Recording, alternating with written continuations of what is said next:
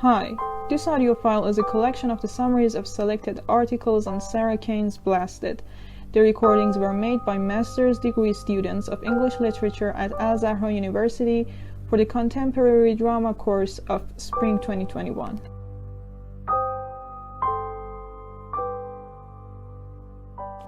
Hello, the paper that I'm going to talk about today is titled Towards a Feminist Aesthetic of Justice, Sarah Kane's Blasted, as Theorization of the Representation of Sexual Violence in International Law.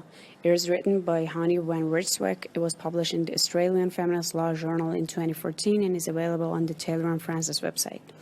Now, this article primarily seeks to reanimate questions concerning the relationship between feminism and representation, asking what it might mean to talk about a legal feminist aesthetic. It does so first through a legal archive made of recent feminist engagements with international criminal and human rights law dealing with sexual violence, and second through a cultural text, which is Sarah Kane's play Blasted. Feminist legal scholars and practitioners have tried very hard to add the criminalization of sexual violence into international law. The scholars of this sphere actually believe that their biggest success to date has been the mere fact of recognition with regards to rape and sexual assault. They believe that there resides a general failure in dealing well with the idea of connected harms, their limitation of understanding of violence to exceptional events such as war, and the poor outcomes on perceptions of women's agency and the capacity to consent. Now, these problems that are identified by these feminist scholars are uniquely suited to analysis based on law and cultural methodologies. Overall, the representation of harm, and especially rape on the grand scale, is one that considers the damage inflicted through rape can be made up for with the solution of the mere criminalization of the act. In this paper, however, the author has taken to use Sarah Kane's infamous play Blasted as a cultural evidence that perfectly challenges the practices of representation surrounding sexual violence in both legal and cultural domains. Blasted actually sheds light on the problems with the representational practices of rape on a global scale. There, at the very core of the play, resides the presence of a concern with boundaries and proximities, be it geographic, political, or personal, that effectively affects the process of generating systems of recognition of harm and responsibility. At the very beginning of the play, the scenario seems to be a normal one, but as the plot unfolds, little by little we understand just why this play was part of the new brutalist or the new British nihilist movement. Something that's very interesting about this play is how the seeming naturalism of the opening scenes gets annihilated once rape, bombing, and some gruesome acts occur. Blasted and its deployment of shock in these gory events provide an allegory of the role of proximities and boundaries in the figuration of adjudication of sexual violence. Another interesting point about the events that take place in this play is that the aesthetic argument is that the horrors of the foreign violence in the play feed back into the audience's experience of domestic violence in ways that demonstrate the artificiality of the made-up boundaries, demonstrating that the divisions between domestic, foreign, or personal, political, and private public violences are actually artificial. Now, rape as an act of harm appears inevitably ideological in the context of this play, and the practices that lead to the recognition of this harm and of these failures to see this harm and of recognizing harm in unhelpful ways are all marked in the play Blasted. In a sense, this play uses the collapse of geographic context, of space between people, and of internal-external boundaries of individuals to produce vulnerable figures who simultaneously mark historical and contemporary political violence and political and personal violence. Blasted actually disorients cultural and political spatial context so that personal violence becomes a metaphor for political violence and vice versa.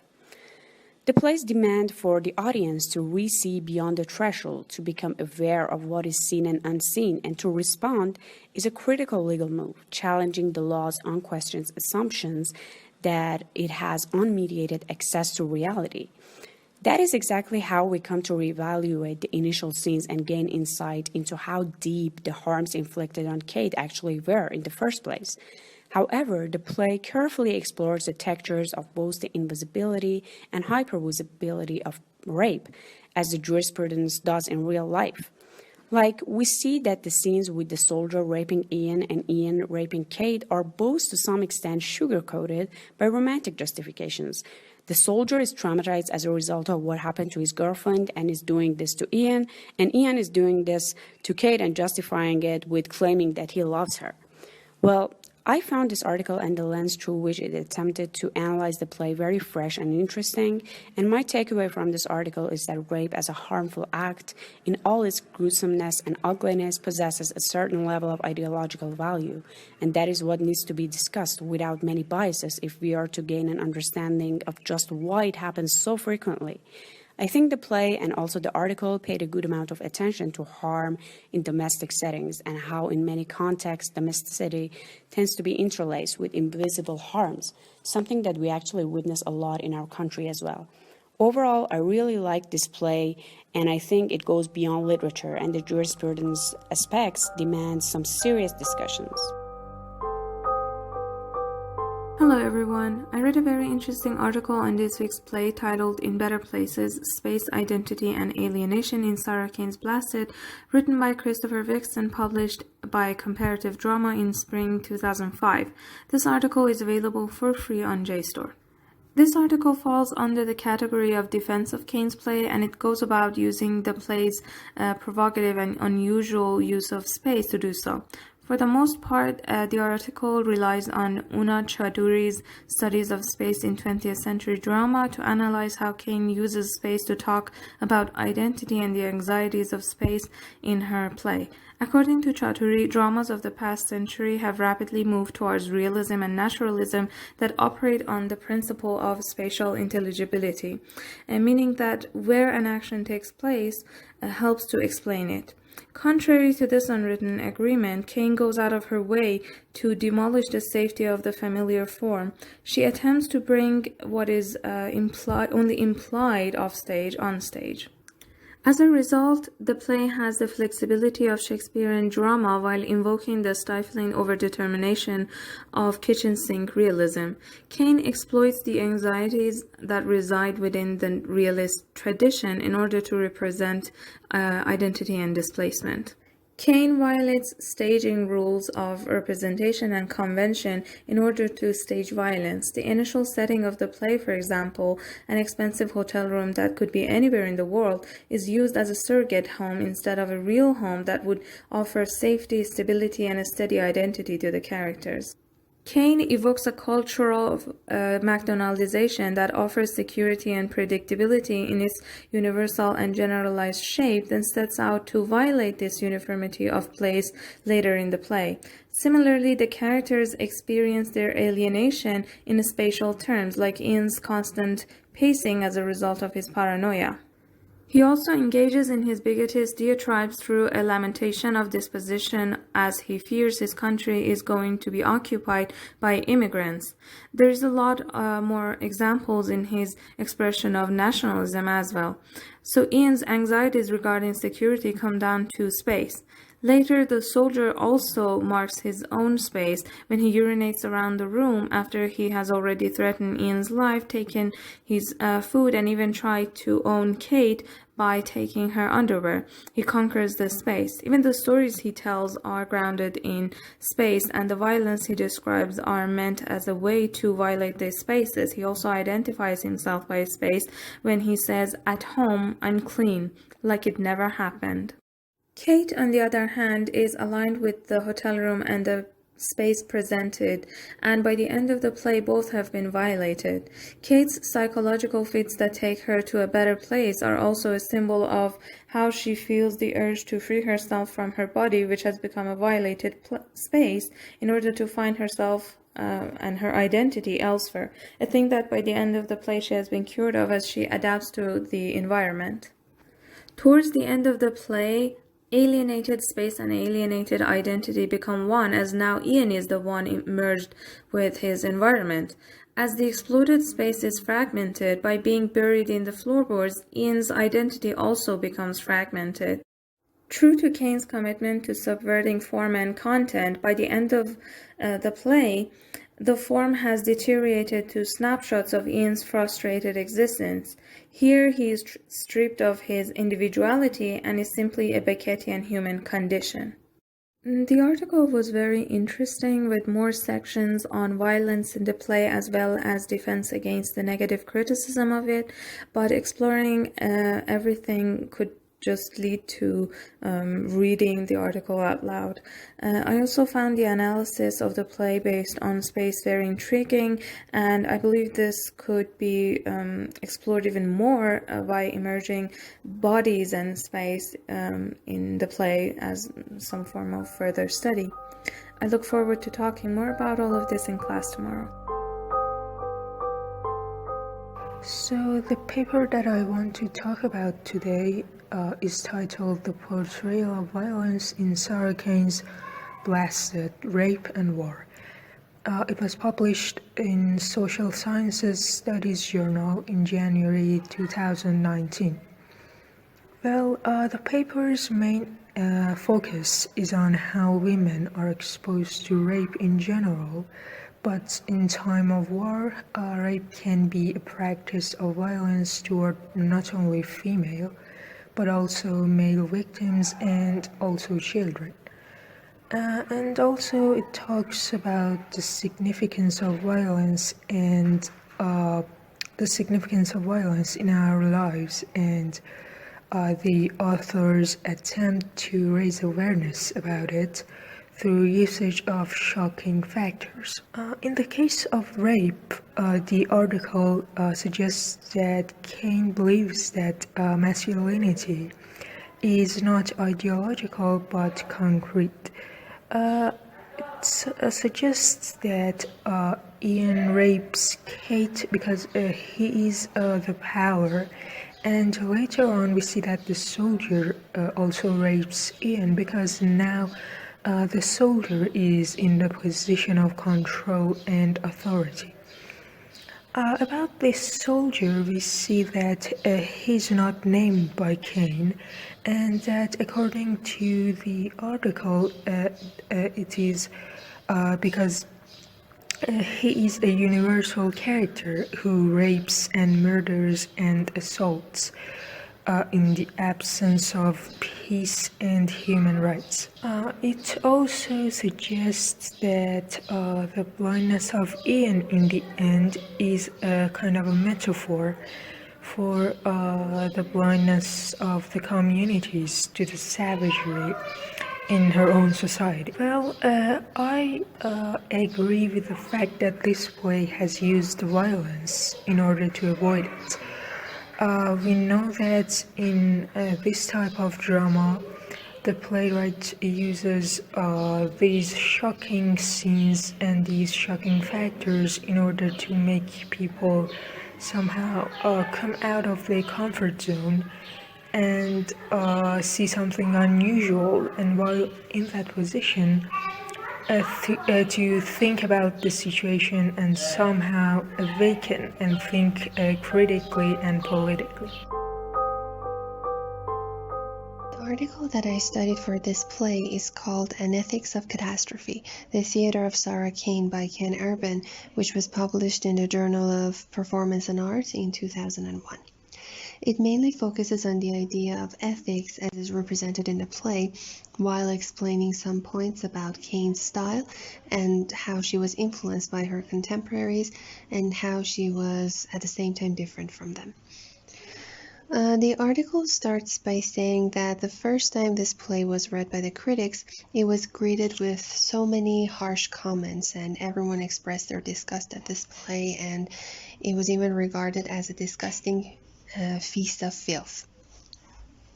Though she was received negatively and harshly in the UK, she and her play Blasted were welcomed by other Europeans, and Kane even won 2 awards in Germany for this and her other plays. And though she was admired abroad, she remained misunderstood in her own country, and eventually the destructive criticisms that she received led her to her committing suicide.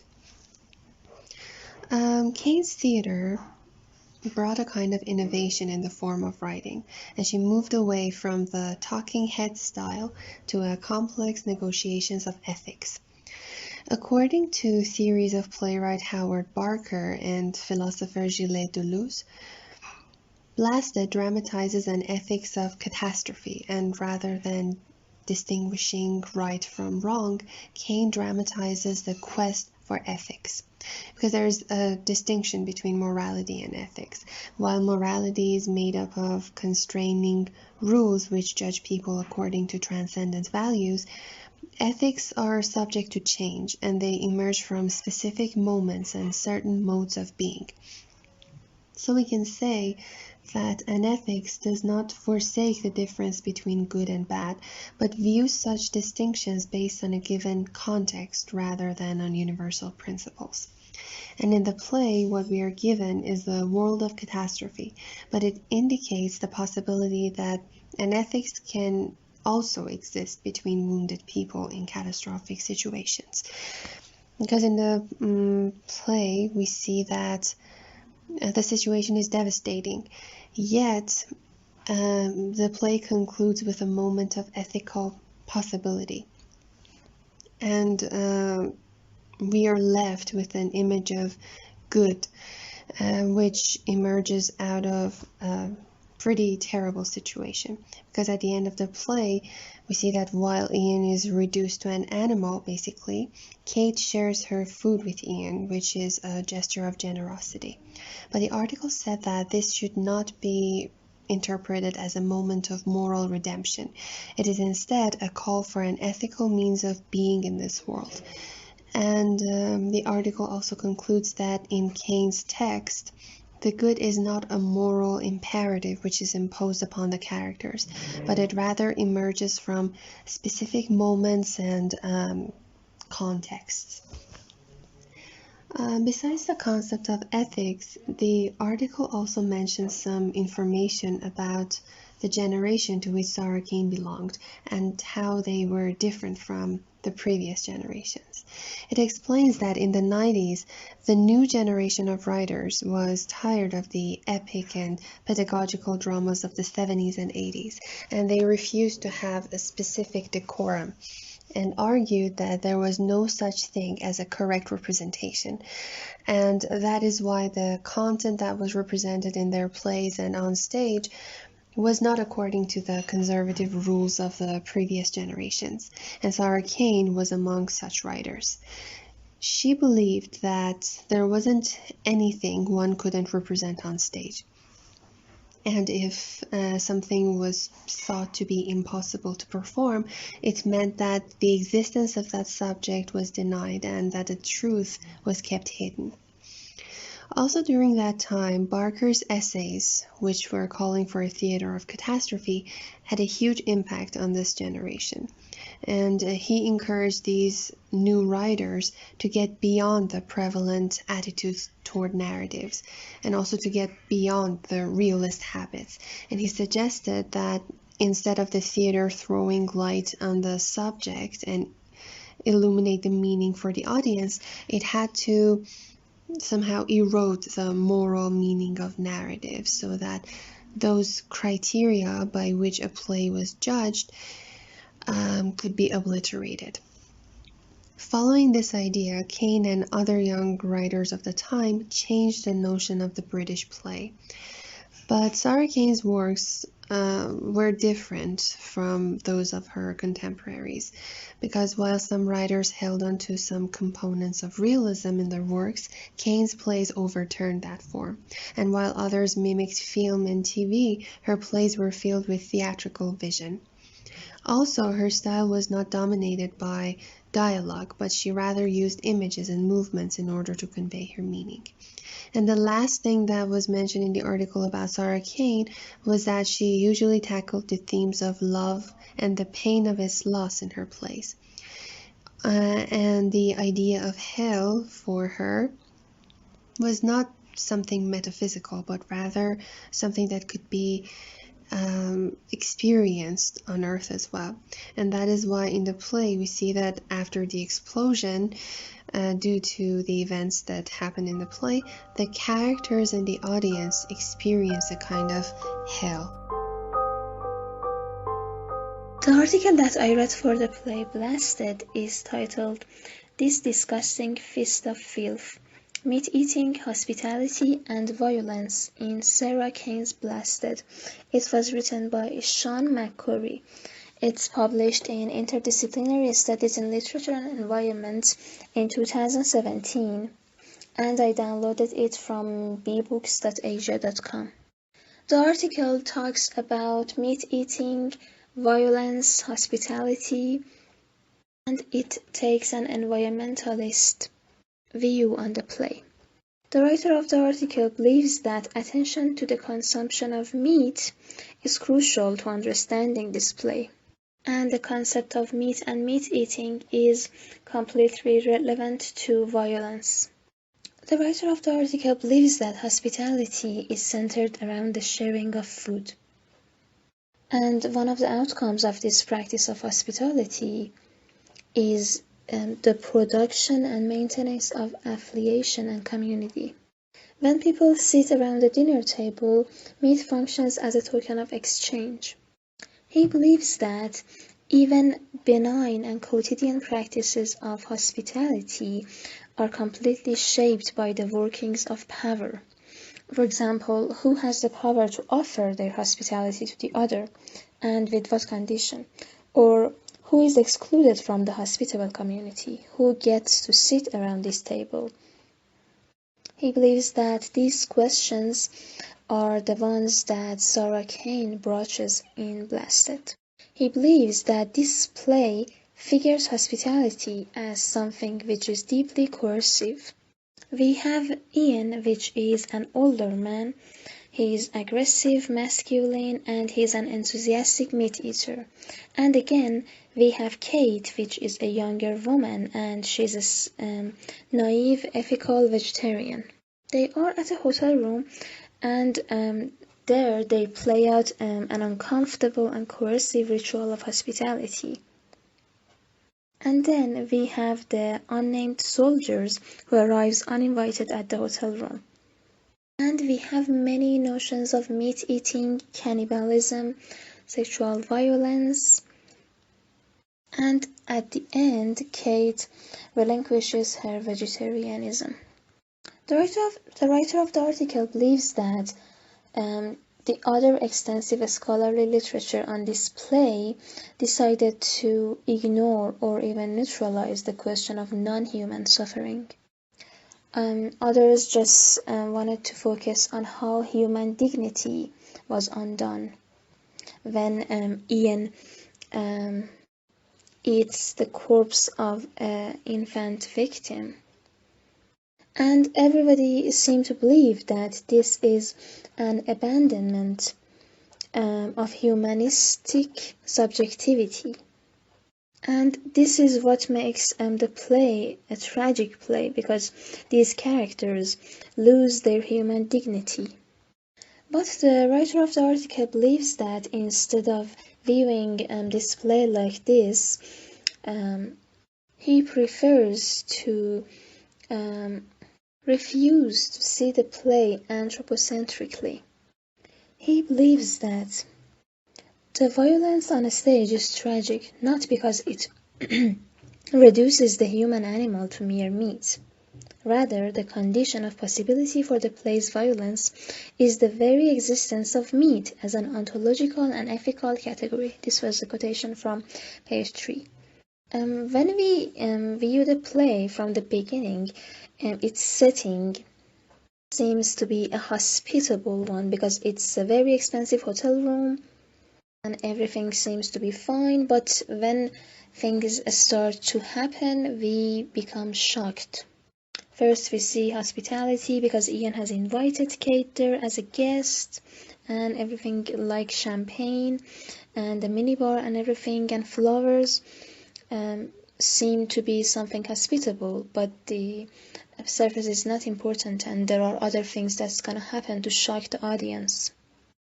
We see the play grounded in a horizon of expectation about theater as a cultural practice. but this is not what we get when we see the play. We believe we are gonna have hospitality, but Blasted is an unusually poorly behaved host. And this disruption of the norms of hospitality is repeated many times in the play, as we see that Ian is not a good host and nothing is like what we expected. And another interesting point that was in the article was about the story that Ian reported, that when that killer slaughtered that 19-year-old girl, he ate something when he killed her. And again, we have eating related to violence and power relations and masculinity, and all these are related together. So I surely didn't enjoy the play, but the article was interesting because it related this play to environmental and non-humanistic aspects that were undone before this article. So it was interesting, and I liked the writer of the article's point of view. Hey everyone, the article that I read is called Approaching Objection in Sarah Kane's Blasted. It was written by Sarah Ablett and published in a Journal of the Performing Arts in 2014. This article aims to investigate instances of abjection in the play based on ideas and theoretical frameworks of Julia Kristeva that she points out and develops in A Revolution in Poetic Language, where she tries to analyze the relationship between the symbolic and the semiotic order in terms of the abject, and through the exploration. First of all, what is the symbolic order and what is the semiotic order? The symbolic order refers to the structured use of language, and the semiotic order is related to pre-verbal state of people, and that the state that we have before we learn to use structured language. The article points out that when the play starts, we expect a very realistic play and a very conventional one.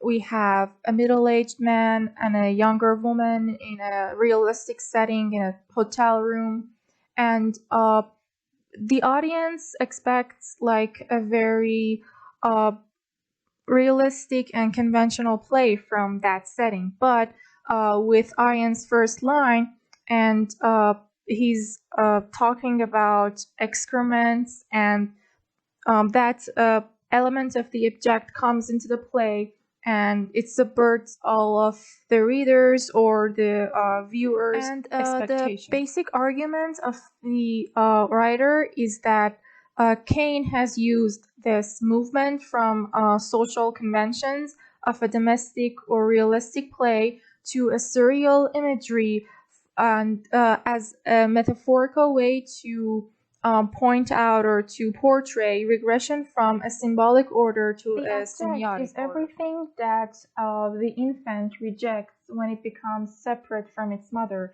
and eventually enters the symbolic order by learning a structured language. Reverses this development by facing abjection, the subject, Ian, or as well as the audience or the reader, becomes in touch with the semiotic order of being and enters a pre-linguistic state that, according to Kristeva's theory, is called through this reversal, through this going back to the semiotic order by using abjection. In drama and in art in general, we can have the potential of catharsis for the audience. And the point of this article, the point that the author is trying to make, is that abjection or the abject, it's not necessarily just something disgusting or something nasty or dirty. It can be used as a tool for creating a feeling of catharsis in the audience. And it's only through that feeling of catharsis, through that facing what we don't want to face, that reversal of the orders that we can have the Well, possibility personally, I of enjoyed change. Reading this play, and I think that this Aristotelian idea of catharsis that this article mentions and is mentioned in Kristiva's theories as well, I really think that it's better to understand violence and war through facing ourselves with the abject, because mostly we just confront news about violence and war and rape and such things in news or just in media, and we don't really understand what it means because we're not facing it. But art, especially drama, because it's not just something that we read, it's usually something that we also watch and we are like seeing it. If we have dealing with objection in dramas and plays, it really does create a possibility of catharsis for the audience, and through that, maybe a possibility for change. The title of the article is Rape and Rape Mythology in the Plays of Sarah Kane. It is written by Ian Ward and it was published in the Journal of Comparative Drama 2013. I found this article interesting because it deals with the idea of rape as one of the central acts of violence in this play and one of the major factors of unsettlement in the audience. So the author starts his article and starts his argument by drawing our attention to the meaning and definition of rape and how it might be unconceivable for a male audience to relate to. And he several times refers to Kane herself, and he believes that Kane sought to intensify the violence of her plays, and she used rape in order to do so because she's one of the writers of a generation of people who just tried to say everything into the face of the audience. The purpose of this article is to explore Kane's presentation of rape within the context of the ongoing feminist debates regarding sexual violence and its attendant myth. So we have in the real courtrooms around the world several typical mythological narratives for people who commit rape and people who are raped. And Ian Warner says that, and he quotes one of the feminists, that wrong of rape has proved so difficult to define because the unquestionable starting point has been that rape is defined as distinct from intercourse, while for women it is difficult to distinguish the two under condition of male dominance. Accordingly, she famously concluded, if sexuality is central to women's definition and forced sex is central to sexuality, rape is indigenous, not exceptional to women's social condition. So we have the character, we have several myths. The first one is that only women are raped and men are not raped. The second one is that women who are raped has had it coming and not all women are raped. And another one is that rape is usually an act that is started by women, that women has had it coming, and that if they didn't, they should have resisted. And we have also the idea that rape is carried out by strangers. So in two of Kane's plays, all of these stereotypes are questioned and they are challenged. We have the character of Kate. She appears to be a girl who is having it coming because she does not leave the hotel room and she stays with Ian, although she knows that he is trying to have intercourse with her. And she is not really raped, and she also, after being forced into a sexual act, she performs another sexual act on Ian. So all of her actions are befitting a narrative that says that victims should not always behave in a way that is so assertive, and if they are not assertive, they are guilty and they are not real victims. And we also have the character of Ian, and he is the person who kind of rapes her. But in another act, we have him as the victim, and he does not resist either because the soldier is pointing a gun towards him. So we also have two of the other missiles destroyed here. And there is another play by Sarah Kane that the writer mentions. It is about the rape of Phaedra and Strophe. So Phaedra is a royalty in one of the Roman empires, I think, and she is raped by her stepson in the original story. But here we have Phaedra as a character who is in love with her stepson, and she fancies him, and she tries to satisfy his sexual desire, but he is not excited about it, and he says that I prefer your daughter. So she is really damaged emotionally, at least, and she says that there is no words for describing what you have done to me, and she hangs herself, and before doing so she calls him a rapist. And his son is actually Hippolytus. He is hanged for doing so, but he says that those people who hang me are a bunch of hypocrites, because Strophe's stepfather, the husband to Phaedra, actually rapes and kills his own stepdaughter because he thinks that it's a random woman, and when he is in the middle of the city, he just wants to entertain himself and the audience, and he just randomly rapes a woman that turns out to be his own stepdaughter.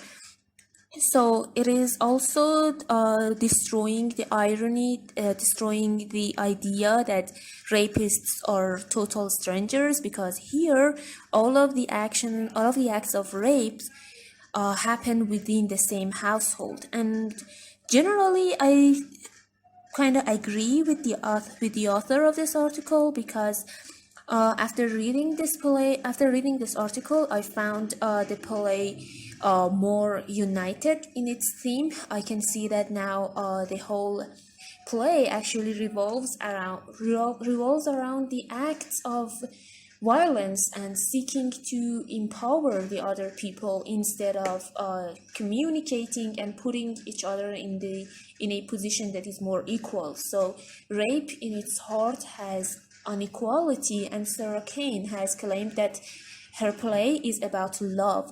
So we have rape as an unfortunate event that happens in a place that we should have love. We should have had love and communication. Hello everyone. The article I studied for today is Dystopian World of Sarah Kane as represented in Blasted. It's published in a Smart Journal in the year 2020, and you can find it on smartjournal.com. This article argues extensively the historical background, wars, terrorism, politics, and crimes of humanities, as that all of these have affected Sarah Kane's writing deeply.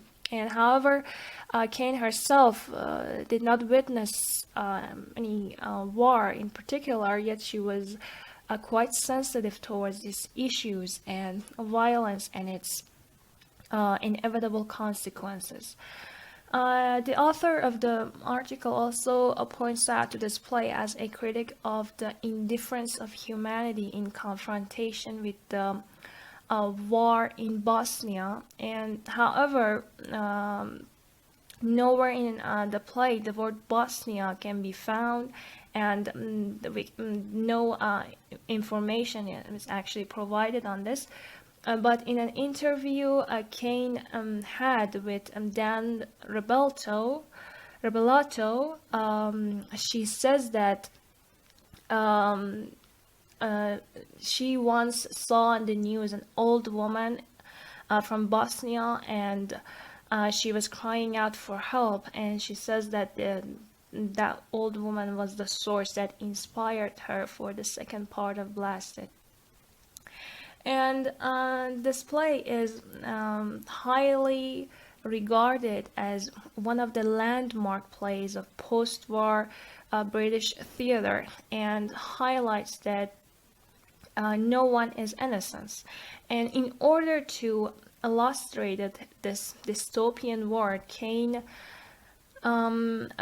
regards human beings as not the noble beings in essence, and they just put on masks to portray themselves to be noble. And it is also it's illustrated that when a man is pushed into extreme situations such as a surviving mode or a war or a life and death situation, he will depict his real nature. And we can see that this shift is clearly reflected with the characters Ian and Kate, and throughout the play it draws a realistic picture of the contemporary society by portraying their violent and violated souls.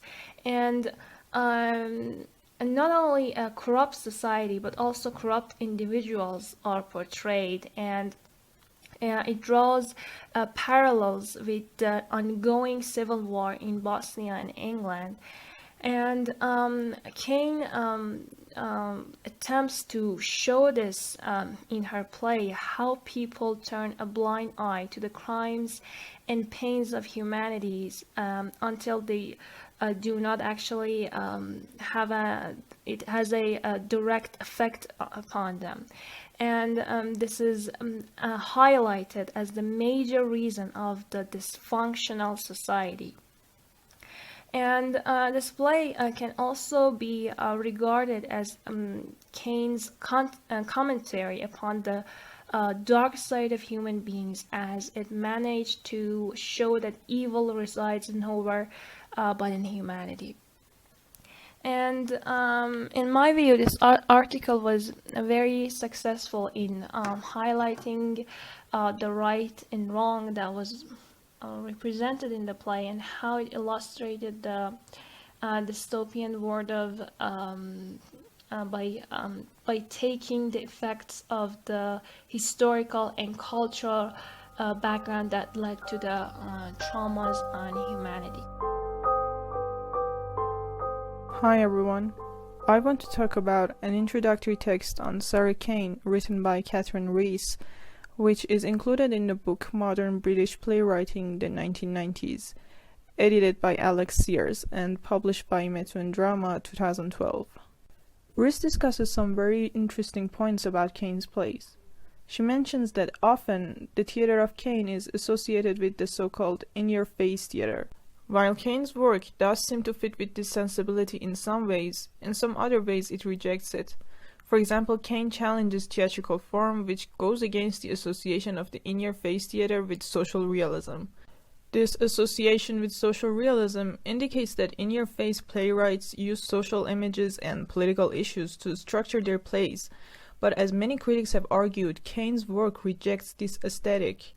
Rees writes that, quote, Kane challenges the boundaries of socially realistic drama by refusing to provide the audience with political context or explanations for the violence she represents, unquote. An example of this is Blasted, which has actually been criticized for its lack of a specific context. But it is through this lack of context that a simplistic association between cause and effect in representation of violence is rejected, and through this the play encourages the audience to reflect on the nature of violence itself. The setting and character descriptions of Blasted look quite conventional and naturalistic at first, and if we want to approach the play from a naturalistic perspective, then the depictions of the second half are quite brutal and horrific. However, something that we must recognize is that at some point in the play, the naturalistic framework breaks down. In the second half of the play, the stage directions become impossible to explain within the confines of social realist drama, which also complicates categorizing Blasted as in your face. Kane herself suggested that in Blasted we see, quote, form and content attempting to be one, unquote. Kane insisted that the form and the content of her play mirror each other, and this truly represented the shocking nature of violence. Another point that has made some people find Blasted as troubling was Kane's refusal to adapt the play to the mold of the politically correct victim drama, and her refusal to explain the play in terms of gender conflict. Kane herself argued that, quote, "I don't see the world being divided up into men and women, victims and perpetrators. I don't think those are constructive divisions to make, and they make for very poor writing," unquote. Rees rejects any reading of the play based on binary identity and believes that the play makes associating any essentialist behavior with either gender impossible. Rees also discusses some of the problems that come up when scholars try to read Blasted through the lens of theories of trauma.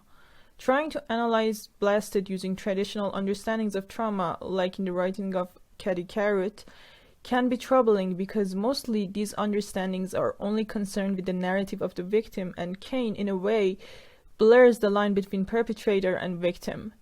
Again, Rees criticizes such readings and argues that perhaps it would be more helpful if we reject binaries altogether in analyzing trauma in Blasted. There is a reason as to why Kane systematically takes out specific references from the play and replaces them with more general ones.